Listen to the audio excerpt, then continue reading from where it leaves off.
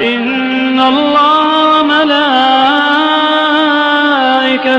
يصلون على النبي يا أيها الذين آمنوا صلوا عليه وسلموا تسليما.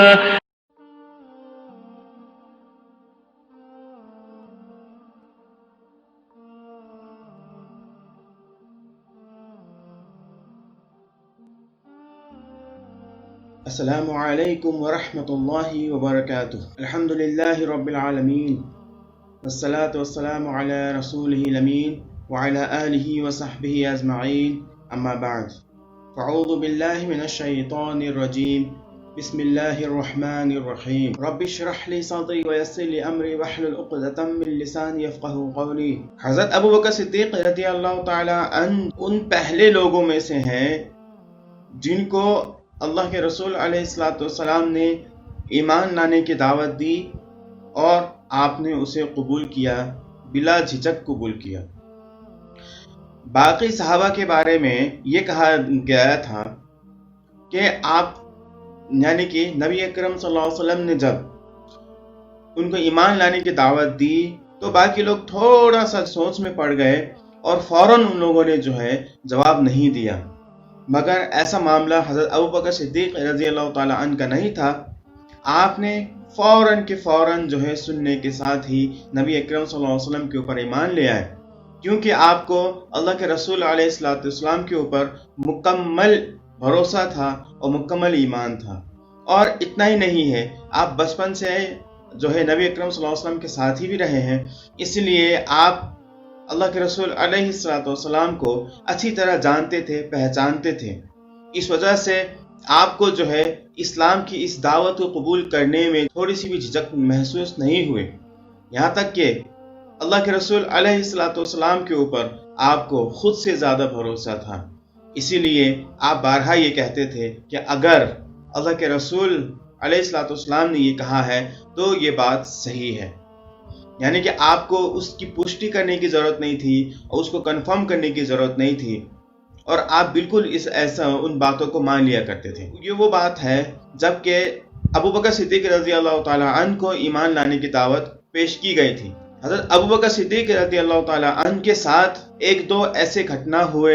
جس کی وجہ سے آپ کے دل میں یہ بات پہلے سے موجود تھی کہ آپ ہی کے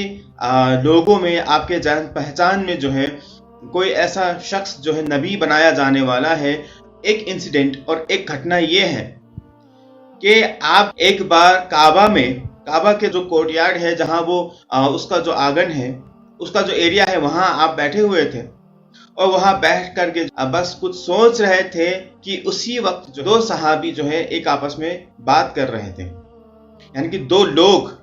ایک آپس میں بات کر رہے تھے کہ ایمان لانے سے پہلے کی بات ہے، جس میں سے زید ابن نفیل ایک ہیں اور دوسرے ابی السلط ہیں. یہ دو بیٹھ کر کے بات کر رہے تھے اور ان میں سے ایک شخص نے یہ کہا کہ لگتا ہے کہ نبی کو بھیجنے کا وقت اب بہت قریب آ چکا ہے. یعنی کہ ان میں سے ایک کا یہ کہنا تھا کہ ہو سکتا ہے کہ اب بہت جلد ایک ایسا نبی آ جائے جو کہ اللہ کی طرف سے ہو، جو ہمیں اللہ کا دین سکھائے، اللہ کا طریقہ سکھائے. بعد میں ابوبکر صدیق رضی اللہ تعالی عنہ نے اس بات کا ذکر ورقہ بن نوفل سے کیا اور انہوں نے یہ کہا کہ میں نے ایسی ایسی باتیں سنی کہ اللہ اب بہت جلد اپنے نبی کو، اپنے رسول کو بھیجنے والا ہے. کیا یہ بات صحیح ہے؟ تو ورقہ ابن نوفل نے فرمایا کہ ہاں اے میرے بھائی کے بیٹے، یہ بات بالکل صحیح ہے، اور میں آسمانی کتابوں کا جاننے والا ہوں اور آسمانی کتابوں کو پڑھ کر کے مجھے معلوم ہے کہ ایسا ایک وقت اب آنے والا ہے، بہت قریب ہے کہ رسول آئے. اور اتنا ہی نہیں ہے، جس کا انتظار اب کیا جا رہا ہے، جو بے صبری سے لوگ جس نبی کا اور جس رسول کا انتظار کر رہے ہیں، وہ تم لوگوں میں سے سب سے بہترین خاندان میں پیدا ہو کر کے انہی میں سے چنے جانے والے ہیں. انہوں نے کہا کہ مجھے لینیج کا نالج ہے، مجھے پتا ہے، میں تھوڑی بہت اس کے بارے میں جانتا ہوں، اور جہاں تک مجھے پتا ہے وہ عرب کے لوگوں میں سے ہی اور تمہارے اپنے لوگوں میں سے ہوگا. تو ابوبکر صدیق رضی اللہ تعالی عنہ نے اس وقت یہ فرمایا کہ وہ کیا کہیں گے، اور انہوں نے یہ کہا کہ وہ جبریل علیہ السلام کی بات کو دہرائیں گے، یعنی کہ وہ یہ کہیں گے کہ مجھے ایک فرشتہ نے آ کر کے یہ کہا۔ اور اتنا ہی نہیں ہے، وہ جو ہے ناانصافی کو بالکل بھی پسند نہیں کریں گے، اور ایسا کوئی بھی فیصلہ نہیں کریں گے جس کی وجہ سے کسی بھی طرح کا ناانصافی ہونا ممکن ہو۔ تو اس طریقے سے ورقہ ابن نوفل نے حضرت ابوبکر صدیق رضی اللہ تعالی عنہ کو بتایا کہ اب وہ وقت بہت قریب ہے کہ اب رسول آنے والا ہے۔ اب اگلا انسیڈنٹ، اگلا گھٹنا کی طرف میں آپ لوگوں کو جو ہے لے کے جا رہا ہوں۔ اس اگلے گھٹنے میں حضرت ابوبکر صدیق رضی اللہ تعالی عنہ نے ایک خواب دیکھا تھا، اور اس خواب میں جب انہوں نے یہ دیکھا کہ وہ عجیب سا تھا، ان کو بالکل سے اندر سے اس خواب نے بے چین کر رکھا تھا، تو وہ جو ہے ایک بار بزنس کے لیے سیریا گئے ہوئے تھے، شام گئے ہوئے تھے، اور وہاں جا کر کے انہوں نے ایک بحیرہ نامی پادری سے ملاقات کیا، کیونکہ ان کے پاس کرسچینٹی کا علم تھا، ان کے پاس کتاب کا علم تھا، نالج تھا، ایجوکیشن تھا۔ اسی لیے جو ہے آپ نے جا کر کے اپنے خوابوں کو ان کو جا کر کے بتایا۔ انہوں نے سے کہا کہ میں نے یہ خواب دیکھا، تو وہ خواب کو بتانے کے بعد اس شخص نے، اس بحیرہ نے آپ سے پوچھا، اس نے آپ سے پہلا سوال یہ کیا کہ تم کہاں سے ہو؟ تو آپ نے فرمایا کہ میں مکہ سے آیا ہوا ہوں۔ پھر بحیرہ نے پوچھا کہ تمہارا کون سا خاندان ہے، تمہارا ٹرائب کون سا ہے؟ تو ابوبکر صدیق رضی اللہ تعالی عنہ نے فرمایا کہ میرا خاندان قریش ہے۔ پھر بحیرہ نے یہ سوال کیا کہ تم کیا کرتے ہو؟ آپ رضی اللہ تعالی عنہ نے فرمایا کہ میں ایک بزنس مین ہوں، میں بیاپار کرتا ہوں۔ اتنا سننا تھا کہ اس نے جو ہے بحیرہ نے ابوبکر صدیق رضی اللہ تعالی عنہ کا خواب کی تعبیر بتاتے ہوئے آپ سے فرمایا، اگر اللہ نے تمہارے اس خواب کو پورا کیا، یعنی کہ اگر تمہارا خواب سچائی میں بدلا، تو ایسا ہوگا کہ تم جس خاندان کو بلونگ کرتے ہو، تم جس خاندان کے ہو، اسی خاندان سے ایک رسول آئے گا، ایک نبی آئے گا، اور اتنا ہی نہیں ہے، تم اس کے بہت اچھے اور جگری دوست رہو گے، اس کے بہت قریب رہو گے۔ جب وہ زندہ رہے گا تو تم اس کے بہت قریب رہو گے، اور جب وہ چلا جائے گا اس دنیا سے تو تم اس کی جگہ لے لو گے، یعنی کہ نبی ہو کر کے نہیں، خلیفہ ہو کر کے تم اس کی جگہ لے لو گے۔ سبحان اللہ، یہ بالکل وہی بات ہے، اسی انداز سے جس طریقے سے اس بحیرہ نے بتایا، ابوبکر صدیق رضی اللہ تعالیٰ عنہ کے ساتھ وہی معاملہ ہوا۔ آپ جو ہے نبی کریم صلی اللہ علیہ وسلم کے ساتھ بہت گہرے تعلق میں تھے، اور آپ کے عزیز دوست تھے، بالکل آپ کے رازدار تھے، نبی کریم صلی اللہ علیہ وسلم کے رازدار تھے، آپ کا سہیوگی تھے، اور اسی طریقے سے ہر حال میں آپ کا ساتھ دیا کرتے تھے۔ اور اتنا ہی نہیں ہے، آپ صلی اللہ علیہ وسلم کے وفات کے بعد جو ہے آپ کو خلافت ملی، الحمدللہ۔ نبی کریم صلی اللہ علیہ وسلم نے کس انداز سے ابوبکر صدیق رضی اللہ تعالیٰ عنہ کے بارے میں بتایا تھا کہ یہ وہ انسان ہے جس نے میرے بات پر جو ہے ذرہ برابر بھی شک نہیں کیا، اور اس نے بالکل آنکھ موند کر، آنکھ بند کر کے جو ہے میری بات پہ یقین کیا، مجھ پر ایمان لے آیا۔ اس کے علاوہ جس کے سامنے بھی میں نے ایمان کی دعوت پیش کی تھی، وہ شخص جو ہے تھوڑی دیر کے لیے بھی صحیح مگر وہ رکا رہا اور ٹھہرا رہا، اور فوراً اس نے ایمان نہیں لایا۔ تو اس انداز سے نبی کریم صلی اللہ علیہ وسلم نے حضرت ابوبکر صدیق رضی اللہ تعالیٰ عنہ کے بارے میں بتایا۔ ابوبکر صدیق رضی اللہ تعالیٰ عنہ نے کبھی بھی کسی بت کے سامنے میں سر نہیں جھکایا، اللہ کے علاوہ کسی اور کے سامنے میں سر نہیں جھکایا۔ اسی لیے دیکھا جاتا ہے کہ ان دو جگہوں میں، ایک بحیرہ ہے اور دوسرا ورقہ ابن نوفل ہے، دونوں کرسچن ہیں، دونوں کتاب کا نالج رکھتے ہیں، اور ابوبکر صدیق رضی اللہ تعالیٰ عنہ دونوں سے مشورہ لیا کرتے تھے۔ تو یہ اس بات کی دلیل ہے کہ آپ کے اندر ایک اللہ، اور اللہ صرف اللہ کی عبادت کا جو ہے ایک مادہ موجود تھا، یعنی کہ آپ کو بالکل بھی یقین نہیں تھا، بھروسہ نہیں تھا کہ اللہ کے سوا کسی اور کی عبادت ہونی چاہیے، اور اسی طریقے سے آپ کا زیادہ رجحان، آپ کا انٹرسٹ زیادہ اس وقت جو ہے اہل کتاب کے ساتھ تھا، یعنی کہ جو کتاب کا نالج رکھتے تھے اور جو ہر بات کو جو ہے اللہ کی بات کے مطابق سمجھنا چاہتے تھے۔ تو ایسے لوگوں سے آپ نے اپنا تعلق بنائے رکھا۔ اسلام میں آنے کے بعد آپ کے بہت بڑے بڑے کارناموں میں ایک کارنامہ یہ تھا کہ آپ نے کل 7 لوگوں کو غلامی سے آزاد کیا، کیونکہ جب نبی کریم صلی اللہ علیہ وسلم نے اعلان کر دیا کہ میں رسول ہوں، میں نبی ہوں، میرے اوپر ایمان لے آؤ، تو سارے لوگ جو ہے مسلمان کے خلاف ہو گئے اور ان کے جان کے دشمن بن گئے۔ اتنا ہی نہیں، جو کمزور مسلمان ہوا کرتے تھے، جو مضبوط مسلمان تھے، ان کو تو وہ چھو نہیں پاتے تھے، مگر جو کمزور تھے ان ایسے کمزور لوگوں کو جو ہے ستایا جاتا تھا، ان کو پریشان کیا جاتا تھا۔ یہاں تک کہ حضرت بلال رضی اللہ تعالیٰ عنہ جو کہ غلام تھے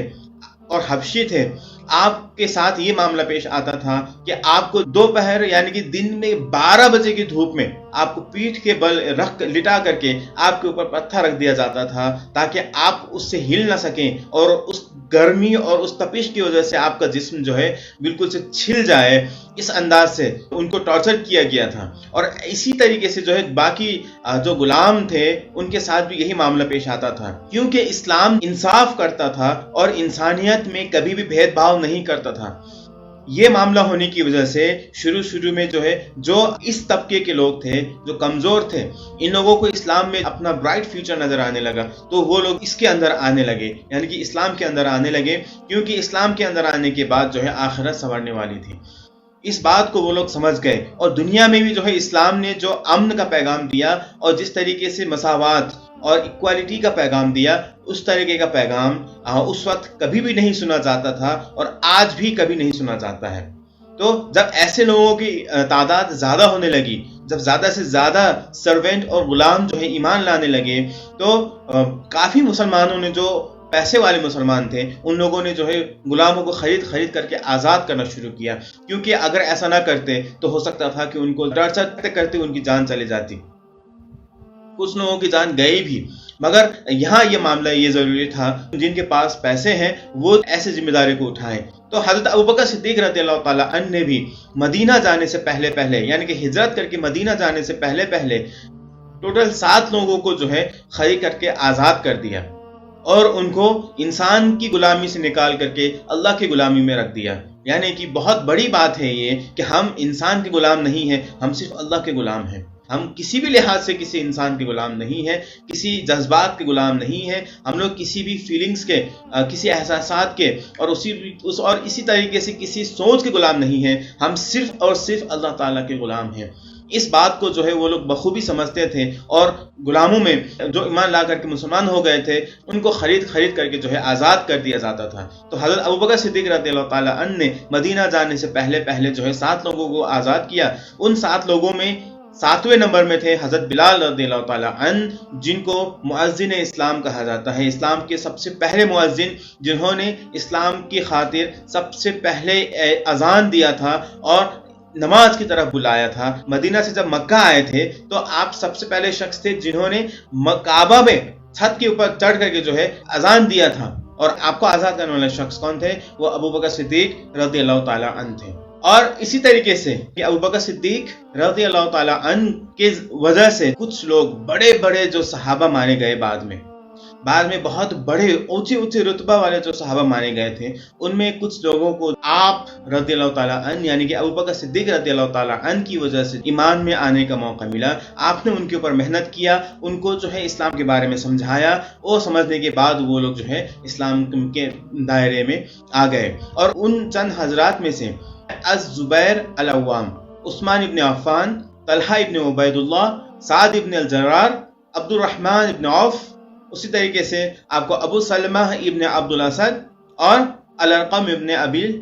ارقام رضی اللہ تعالیٰ عنہم، یہ لوگ تھے جنہوں نے جو ہے آپ رضی اللہ تعالیٰ عنہ کی وجہ سے ایمان لایا۔ اور اسلام کا یہ قانون ہے کہ اگر ہماری وجہ سے کوئی ایک انسان ایک اچھا کام کرنا سیکھتا ہے یا کرتا ہے، تو ایسا ہے کہ جب تک وہ انسان اس اچھے کام کو کرتا رہے گا، تب تک اس کو بھی اس کا بدلہ ملے گا، اس کا ثواب ملے گا۔ تو جس کی وجہ سے اس نے وہ کام کرنا شروع کیا یا سیکھا ہے، تو اس کو بھی جو ہے اس کا بدلہ ملتا رہے گا، اور کرنے والے کے حق میں سے کوئی بھی نقصان نہیں کیا جائے گا، اس کے ثواب میں کوئی کمی نہیں کی جائے گی۔ اب سوچئے کہ ابوبکر صدیق رضی اللہ تعالیٰ عنہ کے ذریعے سے اتنے لوگ مسلمان ہوئے۔ ابوبکر صدیق رضی اللہ تعالیٰ عنہ خود ہی بہت اچھے، بہت ہی اخلاق مند اور بہت ہی زیادہ اخلاص والے مسلمان تھے۔ آپ کا ایمان بے مثال تھا، یعنی کہ آپ کے ایمان کے لیول میں کوئی نہیں پہنچ سکتا تھا، یہ تمام معاملات ہونے کے باوجود بھی آپ کے ذریعے سے اتنے سارے اور اتنے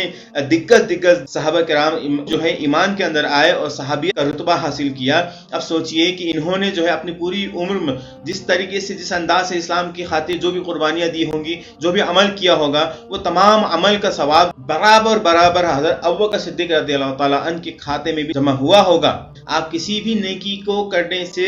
پیچھے نہیں ہٹتے تھے، ہمیشہ آگے بڑھ کر کے نیکی کیا کرتے تھے۔ آپ کا بڑھ چڑھ کے نیکی کرنا اور آپ کا نیکی کے خاطر دل و جان لگا دینا، یہ جو ہے آپ کی خوبی تھی۔ اسی لیے اللہ نے آپ کو اللہ کے رسول علیہ الصلوۃ والسلام کے ساتھ رکھا اور آپ ہی کے ساتھ آپ کو ہجرت کا موقع دیا۔ وآخر دعوانا ان الحمدللہ رب العالمین۔ السلام علیکم ورحمۃ اللہ وبرکاتہ۔